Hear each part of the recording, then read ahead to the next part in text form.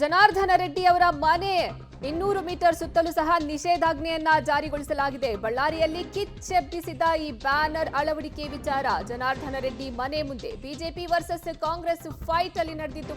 ಮುನ್ನೆಚ್ಚರಿಕೆಯಾಗಿ ಜನಾರ್ದನ ರೆಡ್ಡಿ ಮನೆ ಮುಂದೆ ನಿಷೇಧಾಜ್ಞೆಯನ್ನ ಜಾರಿ ಮಾಡಲಾಗಿದೆ. ಜನಾರ್ದನ ರೆಡ್ಡಿ ಮನೆಯ 200 ಮೀಟರ್ ಸುತ್ತ ನಿಷೇಧಾಜ್ಞೆಯನ್ನ ಜಾರಿ ಮಾಡಲಾಗಿದೆ.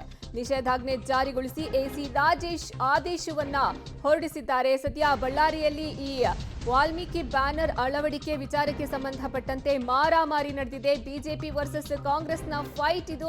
ಹೀಗಾಗಿ ಮುನ್ನೆಚ್ಚರಿಕೆ ಕ್ರಮವಾಗಿ ಜನಾರ್ದನ್ ರೆಡ್ಡಿ ಅವರ ಮನೆ ಮುಂದೆ ನಿಷೇಧಾಜ್ಞೆಯನ್ನ ಜಾರಿ ಮಾಡಲಾಗಿದೆ. ಅವರ ಮನೆಯ 200 ಮೀಟರ್ ಸುತ್ತಲೂ ಸಹ ಈ ನಿಷೇಧಾಜ್ಞೆಯನ್ನ ಜಾರಿಗೊಳಿಸಲಾಗಿದೆ.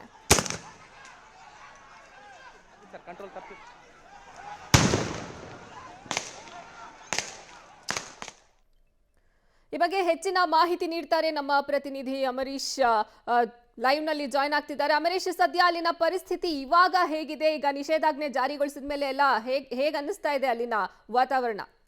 ಅರ್ಪಿತಾ, ಸದ್ಯಕ್ಕೆ ಜನಾರ್ದನ್ ರೆಡ್ಡಿ ಅವರ ಮನೆ ಮುಂಭಾಗಂದ್ರೆ ಬಳ್ಳಾರಿಯ ಅವಂಬಾವಿಯಲ್ಲಿರ್ತಕ್ಕಂಥ ಜನಾರ್ದನ್ ರೆಡ್ಡಿ ಅವರ ಮನೆ ಮುಂಭಾಗದಲ್ಲಿ ಎಲ್ಲಿ ನೋಡಿದ್ರು ಸಹಿತ ಪೊಲೀಸರು ಮಾತ್ರ ನಮಗೆ ಕಾಣ್ತಾರೆ. ಅಂದರೆ ಈಗಾಗಲೇ ಇಲ್ಲಿ ಕಂಪ್ಲೀಟ್ ಆಗಿ 144 ಸೆಕ್ಷನ್ನ ಜಾರಿ ಮಾಡಲಾಗಿದೆ. ಹೀಗಾಗಿ ಅಂದರೆ 200 ಮೀಟರ್ ಅಂತರದಲ್ಲಿ 144 ಸೆಕ್ಷನನ್ನು ಜಾರಿ ಮಾಡಿದ್ರ ಭಾಗವಾಗಿ ಯಾರೂ ಕೂಡ ಒಳಗಡೆ ಬರ್ತಾ ಇಲ್ಲ. ಆದರೆ ಒಂದು ಭಾಗದಲ್ಲಿ ಕಾಂಗ್ರೆಸ್ ಕಾರ್ಯಕರ್ತರು, ಮತ್ತೊಂದು ಭಾಗದಲ್ಲಿ ಬಿಜೆಪಿ ಕಾರ್ಯಕರ್ತರುಗಳು ಮಾತ್ರ ಇರುವಂಥದ್ದು. ನಾನೀಗ ತೋರಿಸ್ತಾ ಇರುವಂಥದ್ದು ಅಂದರೆ ಈ ಭಾಗದಲ್ಲಿ ಏನಿದ್ರೆ ಇಲ್ಲಿ ಕಾಂಗ್ರೆಸ್ ಕಾರ್ಯಕರ್ತರು ನಾರಾ ಭರತ್ ರೆಡ್ಡಿ ಅವರು ಮತ್ತು ಅವರ ಬೆಂಬಲಿಗರು ಜಮಾವಣೆ ಆಗಿರುವಂಥದ್ದು. ಮತ್ತೊಂದು ಕಡೆ ಈಗ ಇದು ಜನಾರ್ದನ್ ರೆಡ್ಡಿ ಅವರ ಮನೆ.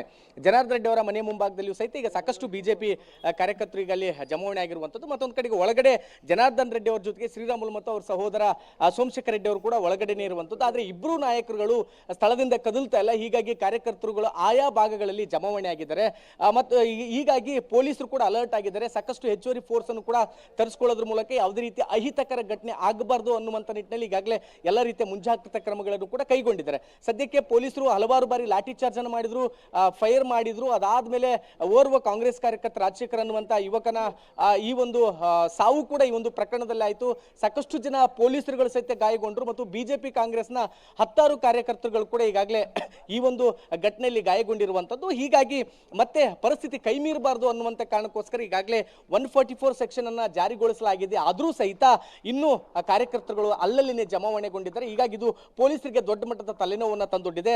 ಎರಡೂ ಕಡೆಗಳಲ್ಲಿ ಕಲ್ಲು ದೊಣ್ಣೆಗಳು ಹಿಡಿದುಕೊಂಡು ನಿಂತಿದ್ದಾರೆ. ಒಂದು ಸ್ವಲ್ಪ ಏನಾದರೂ ಯಾಮಾರಿದ್ರು ಸಹಿತ ಅವುಗಳನ್ನ ತೆಗೆದುಕೊಂಡು ಬಂದು ಮತ್ತೆ ಗಲಾಟೆ ಮಾಡುವಂತ ಸಾಧ್ಯತೆಗಳಿದೆ. ಹೀಗಾಗಿ ಪೊಲೀಸರು ಕೂಡ ಸಾಕಷ್ಟು ಅಲರ್ಟ್ ಆಗಿದ್ದಾರೆ. ಸದ್ಯಕ್ಕೆ ಪರಿಸ್ಥಿತಿ ಬೂದಿ ಮುಚ್ಚಿದ ಕೆಂಡದಂತಿದೆ. ಆದರೆ ಇಬ್ಬರು ನಾಯಕರುಗಳನ್ನು, ಒಂದು ಕಡೆ ಜನಾರ್ದನ್ ರೆಡ್ಡಿ, ಶ್ರೀರಾಮುಲು, ಸೋಮಶೇಖರ್ ರೆಡ್ಡಿ ಅವರು, ಮತ್ತೊಂದು ಕಡೆಗೆ ಭರತ್ ರೆಡ್ಡಿ ಅವರು ಮತ್ತು ಅವರ ಬೆಂಬಲಿಗರು ಎಲ್ಲರನ್ನೂ ಕೂಡ ಸಮಾಧಾನ ಪಡಿಸುವಂತ ಕೆಲಸವನ್ನ ಪೊಲೀಸರು ಮಾಡ್ತಾ ಇದ್ದಾರೆ. ಆದ್ರೂ ಸಹಿತ ಅದು ಫಲಪ್ರದವಾಗ್ತಾ ಇಲ್ಲ. ಹೀಗಾಗಿ ಪೊಲೀಸರಿಗೂ ಸಹಿತ ಇದೊಂದು ದೊಡ್ಡ ಮಟ್ಟದ ತಲೆನೋವನ್ನ ಸೃಷ್ಟಿಸಿರುವಂತದ್ದು. ಅರ್ಪಿತಾ, ಧನ್ಯವಾದ ಅಮರೇಶ್ ನಿಮ್ಮೆಲ್ಲ ಮಾಹಿತಿಗಾಗಿ.